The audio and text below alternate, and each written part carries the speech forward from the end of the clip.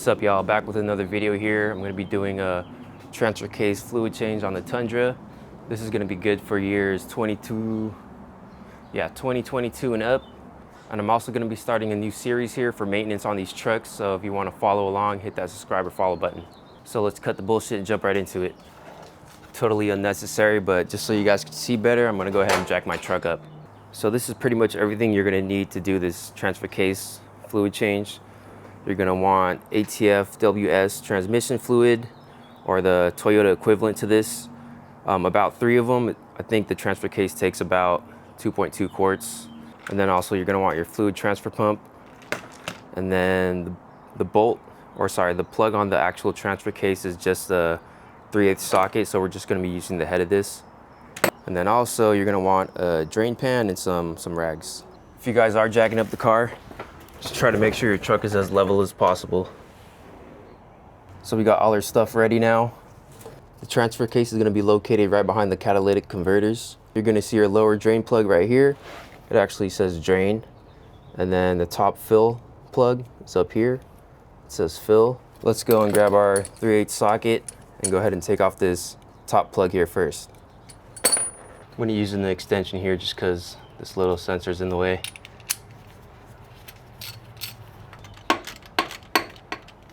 So we got the first plug out. Let me just feel if there's even fluid in there. Yeah, so it should be a little bit red.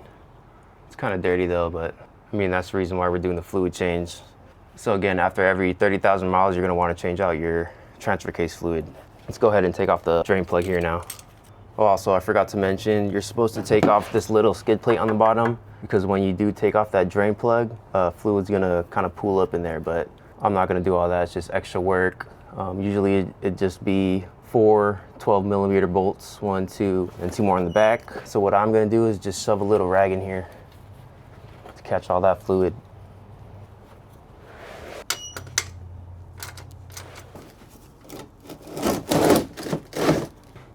We got it draining now. It shouldn't take too long. I mean, it's only 2 quarts in here. Just gonna let it keep draining until it dribbles out. In the meantime, I'm gonna just clean up my plugs here. Looks like we're good now.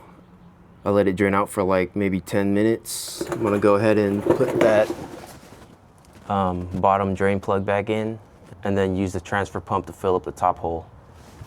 Let me just wipe around this a little bit. Grab the plug.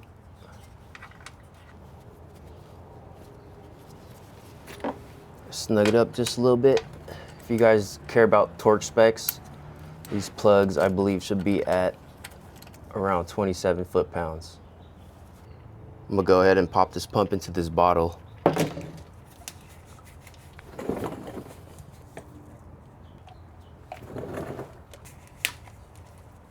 Stick this hose into the top. And then you should see that nice, bright, clean fluid going in. So you're gonna keep pumping this in here until you see that fluid start to come out. That's how you know it's full. We got 1 quart in. Let's do the next one.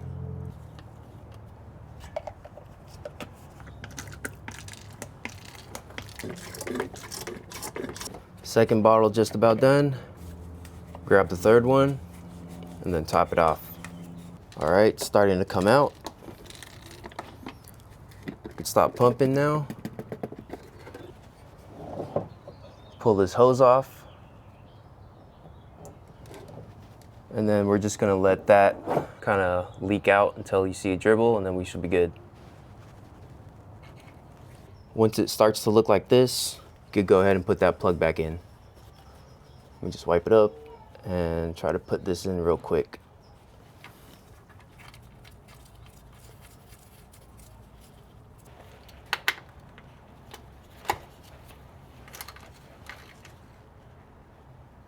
So the change only took about maybe 15-20 minutes to complete.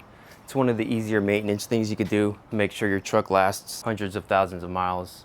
So if you guys found that video helpful, please like and save it so you can follow along on your next transfer case fluid change. See y'all on the next one. Peace.